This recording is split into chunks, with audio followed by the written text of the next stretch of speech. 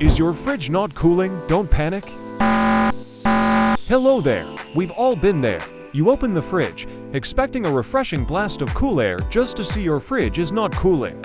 Don't panic. Before you call the repair person, let's troubleshoot some common reasons your refrigerator might not be cooling properly. First things first, is your fridge overloaded? A crammed fridge can block airflow and hinder cooling. Do a quick decluttering session and make sure air can circulate freely. Next, check your crisper drawers. Are they overflowing? Too many fruits and veggies can trap moisture and affect cooling. Finally, take a peek at the condenser coil at the back of your fridge.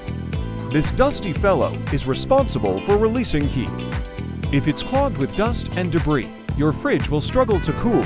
Grab a brush and gently clean the coil. Yes, you made it! If you've tried these tips and your fridge is still acting up, then it might be time to call in the professionals. For more troubleshooting tips, subscribe to our channel.